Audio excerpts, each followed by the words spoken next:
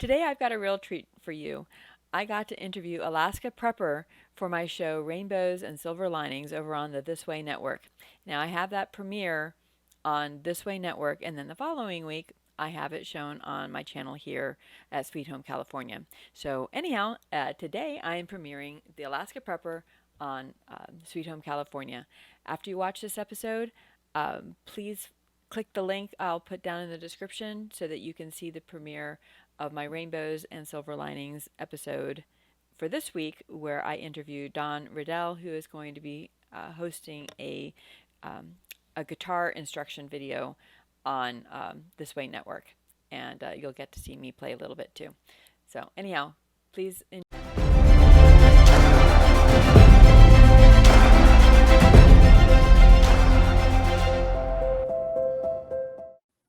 If you think preppers are crazy conspiracy theorists and that it's a waste of time to do as the squirrels do and store food during times of plenty for when there are times of scarcity, then you haven't listened to my next guest. Hello and welcome to Rainbows and Silver Linings. My name is Jennifer. You may think it odd to have a prepper on a show that focuses on the positive, even in the midst of a storm, which is what Rainbows and Silver Linings is all about. I'm, of course, talking about the biblical rainbow, and that is God's promise that he'll not destroy humanity with a flood again. But that's not to say that humanity didn't have its trials since the flood, or that we won't have trials in the future. God says some version of do not be afraid or fear not more than any other verse in the Bible. We are to trust in the Lord, but God also tells us to be prepared, and he rewards those that are. My next guest ends each of his videos with the phrase, be good to each other. When good people do good things happen. Remember to reach one, teach one, and repeat. If we all did this, the world would be a better place, and you know that it will be a better place. Without further ado, let me bring in Alaska Prepper. Hello. Hello, how are you? I'm doing very well. How are you doing, sir? Good to see you. Thank you for having me on. My I'm doing pleasure. great. I saw a sign of spring yesterday. I saw the first sign of spring yesterday, and that was some water droplets coming from my roof. So, really good. So things are starting to melt up there in Alaska, huh? Yeah, yeah, it's just starting, just starting. So, hopefully, it'll be melted here in the next month and a half. A month and a half. That puts us into May. You'll still have snow on the ground? Usually I'm guessing this year by about the middle to the third week of May, with all of the snow gone. So hopefully. Wow, so that doesn't leave much of a growing season. No, it doesn't. Actually, I'm going to start working on a greenhouse this year. As soon as the snow is almost all gone, I'm going to start putting up a greenhouse, and hopefully I'll be able to get, you know, I'm going to try to specialize on potatoes because it's easy to do. So Okay, well, I great. think I'll be able to get at least one good growth. Yeah. Mhm. And we'll Well, see what happens. I'm just starting out. I'm just mhm. starting out with gardening and doing stuff like that. Mainly, I've always been into preparedness as far as having the stuff that you need in order to sustain your standard of living. But I do understand that what do you do once the food is gone should a crisis extend longer than what you are prepared for? So we have to be able to shift over from preparedness to self-reliancy, and gardening is Sure. one of those things that you can do to be more self-reliant. Yeah, I was looking back on your history and I saw that you actually started your channel about 4 years ago. And we were in the middle of like the Trump revival at that point in time, and the economy was good. So what made you think back 4 years ago, I'm going to do a channel on being prepared? Well, in my honest opinion, I don't think that any one person can change the system, and the system is what is rotten to the core, in my opinion. And that's not being political. It's just acknowledging that the systems by which we rely on can fail at any time. And if you have no control over that system, then what can you do in order to sustain those things that you are used to getting on an everyday basis? And Mhm. I always like to say that when people look at preparedness, first of all, I'm not a doomsday prepper. I don't prep for the end of the world. I do that spiritually, with my faith, but I Mhm. prepare for next week. I prepare for my family. Why would I prepare if I knew that the end of the world was going to be next week? I'd be partying it up if that was the case. Yeah, you'll be home with the Lord, right? So this doomsday prepper thing. Exactly. This doomsday prepper thing that people talk about, I'm not a doomsday prepper. I prepare for my family and that's it. Yeah. But like I said, I like to tell people that, oh, go ahead. Go ahead. Oh yeah, I was just I had Yeah. reviewed your very first episode, and you were talking about that you were in Alaska, and that sometimes even back because it's Alaska, I guess you don't always get the dairy, the meat.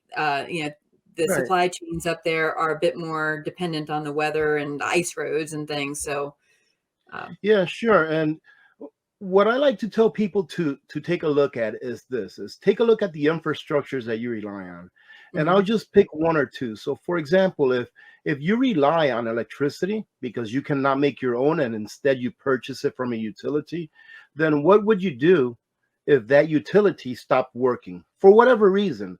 It mhm, doesn't have to be because we are in a nuclear war, right? Like that's what everyone's talking about that, right? It can right, just be because there's a snowstorm and the power lines went down and you lost power for a day, 2 days, a week, or 2 weeks, what would yeah, you do in order to replace that thing that you're used to that gives you the standard of living that you're used to every day? Well, some of exactly, the things that you can do are just basic things. Get a generator, get a hmm gasoline or a multi-fuel generator, maybe get a solar generator that's operated with solar panels and is pretty much like a battery backup. But try to think of things that you can do to have control over a situation that really you have no control over. It's just you right, yeah. having control in your little area. In 1998, they had this huge ice storm in the Northeast. I was stationed at Fort Drum at the time, and we had Mm, this ice storm that destroyed the power lines, and we were without power for 2 to 3 weeks. We had to yep, drive over 3 hours down to Syracuse to go find a generator because we didn't have one already. right. But luckily, my Well, husband is very handy, and he was able to get that thing backfed into our house, and excellent, we were able to have excellent. enough And to get some you heat. know, I think about if you think back to it was February, I believe, of last year with Texas when they had that freeze. Mhm. If you think back then, the outcome of that was the cost of more than 200 lives. More than 200 people died because they didn't have heat. Right. Can you just imagine if every one of those families had a small 1600-watt generator that they could have backfed and had their heater working? Right. When you think about that, if you don't think that having some backups to the things that you need just to Mhm. survive, if you don't think that's important, then I mean, I don't know what to say. I'm not here to judge anyone, but you should really prioritize those needs that you have, and not mainly for yourself, but if you're the head of the household, but for your family. Mhm. Because when you think about it, what are we here for if not for our families? And shouldn't we be worried about providing for them during the times that we can't provide for them in the ways that we consider normal, right? Uh, you know, Exactly. the Yeah. the light goes out. That's not you can't control the electricity going out, but you can control having a small generator to keep your heat going. Right. Yeah. There was a Bible verse that talked about a farmer that he had such a great harvest. He didn't have enough space in his current barns to store it all. So he tore down those barns, built new barns, and thought to himself, great, now I'm just going to kick back and relax. And God said, you fool, your life is going to be demanded of you, and who's going to have your stuff now. So some That's some people might point to that as saying, well, you shouldn't prepare. But what would you say that says to you? well. I mean, like I said, I on my channel I don't talk politics Mhm. or religion for my own personal reasons, but there's plenty of places in the Bible where it says that you should prepare. Yeah. You know, And I love bringing up the story, and I won't go through the whole story. I'll just go through the first part and the last part. But I love bringing up the story of the man that was in a flood, and he says, Jesus is going to save me. And a boat came by, and they said, hey, here, we're here to save you. And he said, no, Jesus is going to save me. Well, in the end, a helicopter came by to save him, and he said, no, Jesus is going to save me. And he drowned. And when he mhm, got up to the pearly gates, he said, Jesus, why did you forsake me? I've always believed in you. I've always been a good person. Why did you not save me? And he said, my son, I sent you a boat and a helicopter. What more could I do? Well, this is your message, Exactly. ladies and gentlemen, that if you are not actively preparing for the times that are coming, as far as food shortages, as far as uh, worse weather than what we're used to having, as far as all of these shortages that are affecting the farmers and the way that they're going to be able to produce food, then uh, I'm not very mean spirited, but you're going to have yourself to blame. And if people think that the government can provide, then they are thinking wrong. And why in the world, if the government could provide, this is my question. Let's say that the government could provide everything for everyone. Why would you want to give up your sovereignty, your freedom, Mhm. your free will in order to get something from someone that has something that you need when you right now have the time to go and Right. get those things and put them away for yourselves? And remember, the government only can provide to people what they take from other people. That's right. That's 100% right. The government produces zero. They can Right. produce nothing. They can make nothing. All they can do is take from someone and give to someone else. I often like to say that the government does only one thing and one thing good, and that is they inflate the money supply. They're the best at inflating the money supply and then exporting it out to the entire world. And if you know anything about inflation, well, you'll see that they've been doing a very good job at that. And they can also send us to war, but we won't get into that. But Yeah, not yeah, today. if you're gonna rely on someone that steals from someone to give to you, Mhm. then maybe you ought to look at yourself in the mirror and maybe have a better plan. Right. And I think that definitely is very biblical. In that particular verse that I told you about, the point was is that that man decided, well, because he saved up, he didn't have to work anymore, and he was saving it for himself. But so Uh, many times that God does reward those that prepare, but not just for themselves, but for their community. Like Joseph, when he went to Egypt, he interpreted Pharaoh's dream that there was going to be famine, and so he stored up all the grain so that he could save people. It wasn't, I mean, he was right. enriched, but it wasn't just for himself. He saved his whole people, because of And you being know prepared. what? I'll even go ahead and I'll take it one step further and talk to those people that feel that they shouldn't prepare for anyone else. I'll take it Mhm. one step further and say, listen, good. If you just want to prepare for yourselves and not for anyone else, great, go ahead and do that.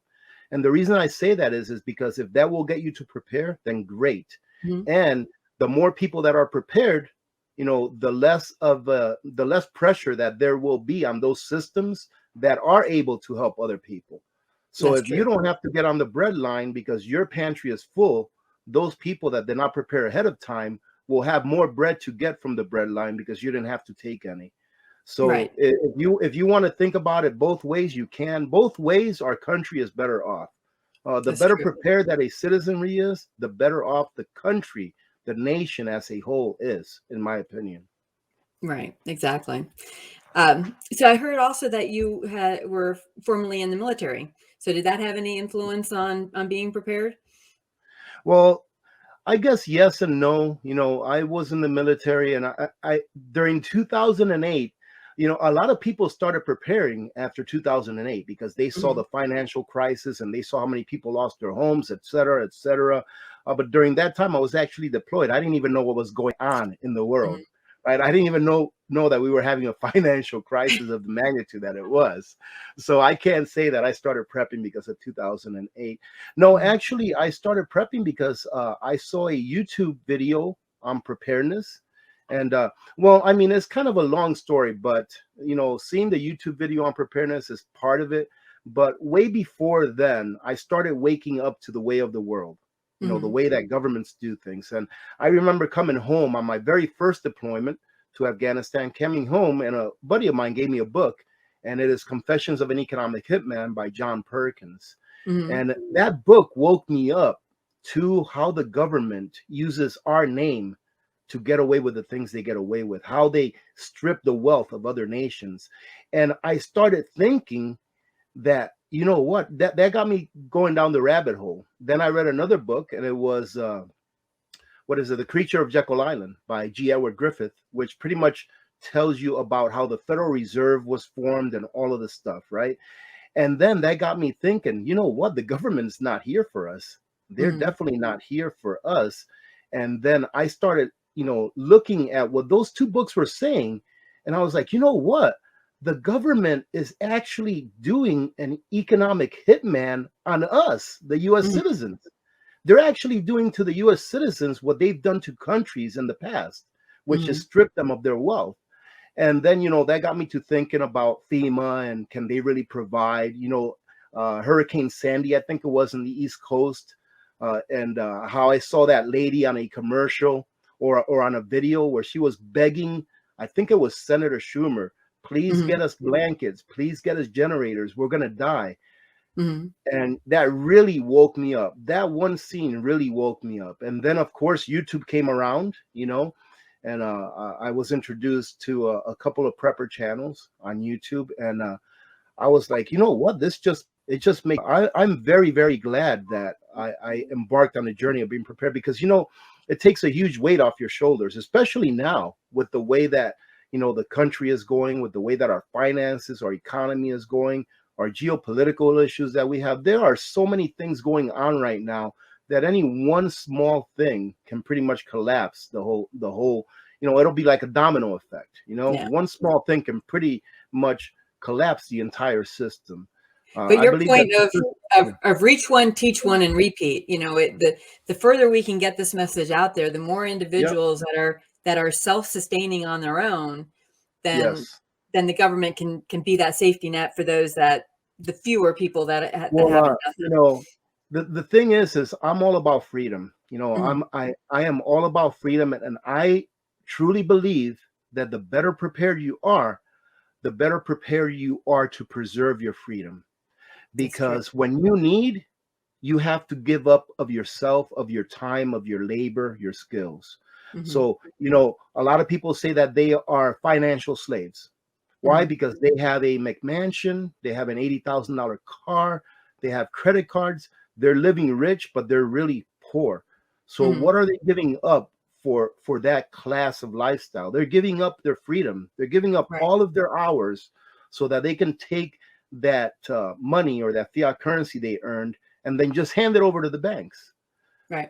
So, if people would understand that your freedom is associated with your time, then they would understand that, if you're debt free, you're free because you no longer have to give your time in order to live that lifestyle.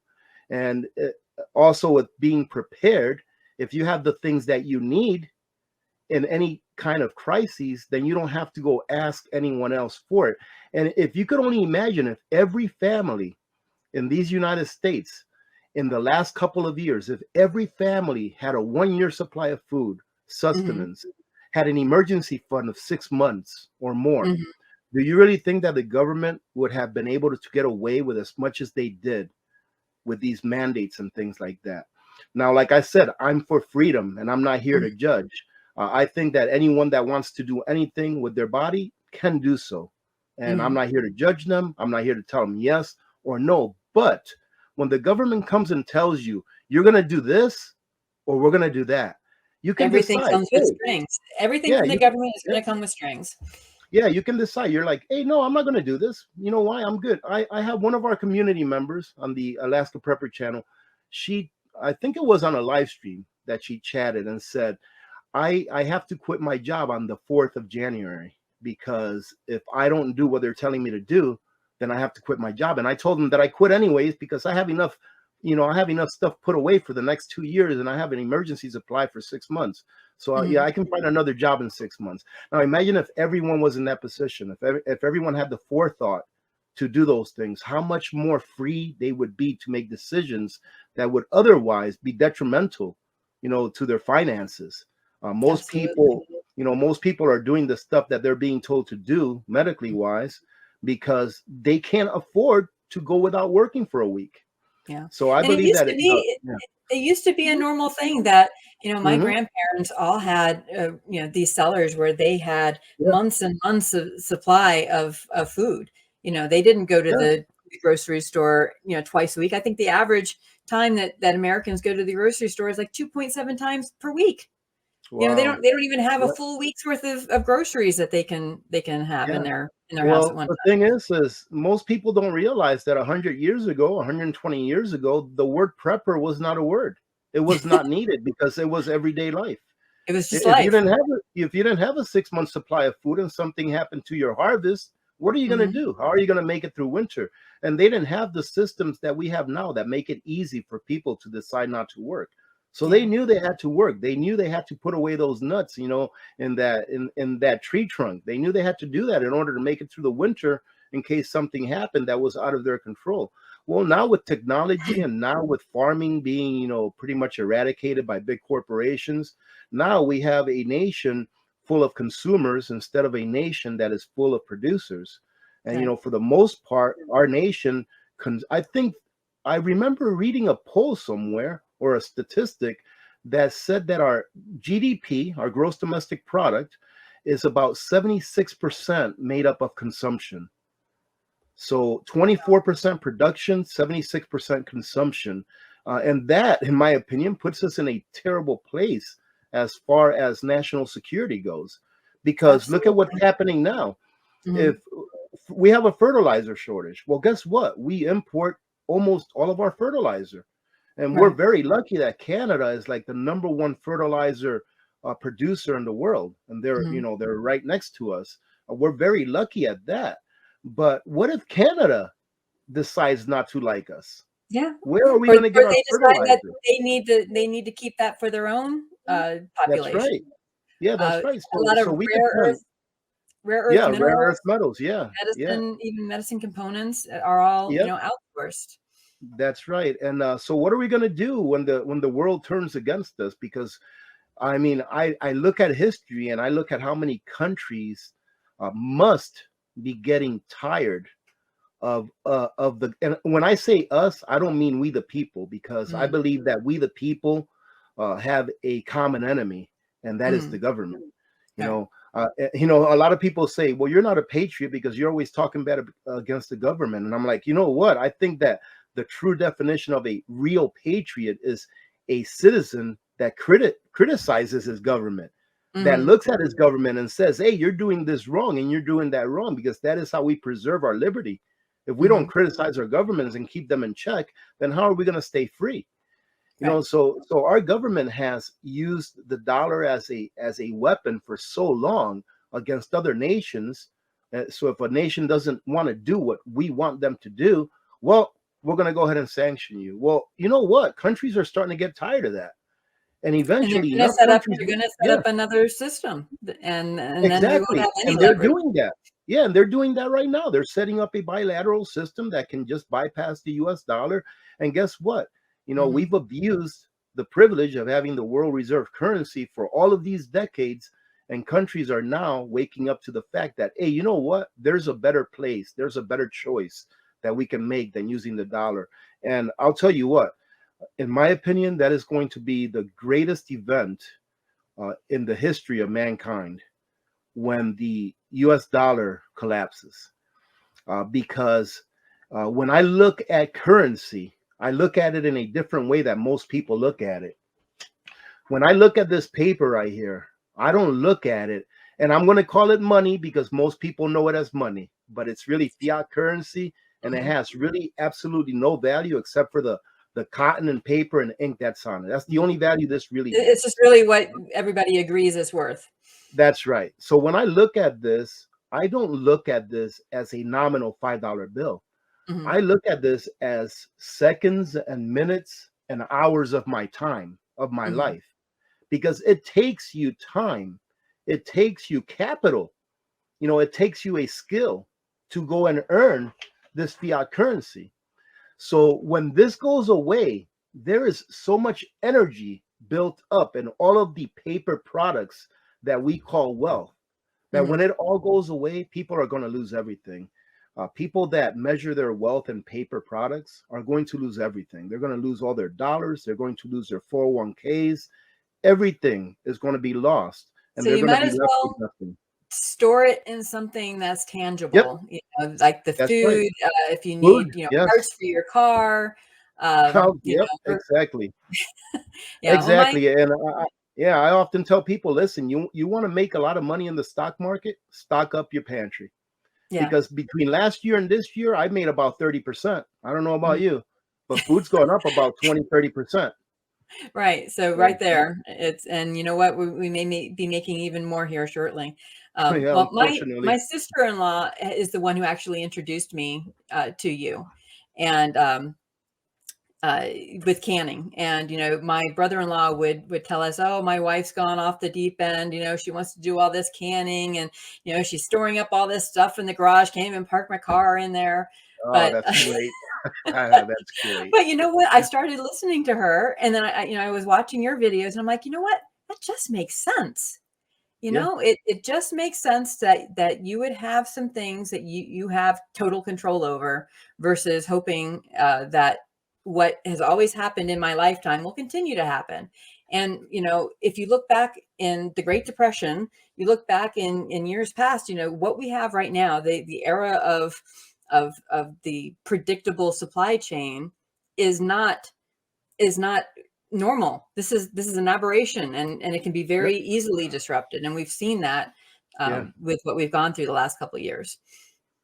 Well, let me tell you what, anyone that has lived through the past 2 years and has seen what has happened with the supply chain, with the shortages, with people banging each other over the head for a roll of toilet paper, anyone that has seen those things and experienced Get a those things, bidet. yeah, that's right. If they've been through the last couple of years and they are not even considering having at least at the very minimum a 3 month, stockpile of goods that they know they're going to use anyways. Hmm. If they're not even considering that, then they're going to have a very rude awakening because even food banks are running out of food. Hmm. Even what are you going to do when the food banks run out of food and you don't Hmm. have any food? I know what you're going to do. They're going to turn violent, Right. and hunger will turn a man who is a good man and really into a monster that will do anything to feed their children. It is So this just is something really, that's instilled in us. yeah. So your channel is about just encouraging people that while we still have that supply chain, to be, you know, good conservators of the supplies that we have. You know, not, it's not Yeah, about hoarding. It's not about taking from others. Like you've no, often said, if there's a you know, 10 of something, don't take all 10, just take a couple, leave some for others. slow and steady Yeah. is how you win. Slow and steady. And a lot of people that like to say, well, preppers are hoarders. Well, Mhm.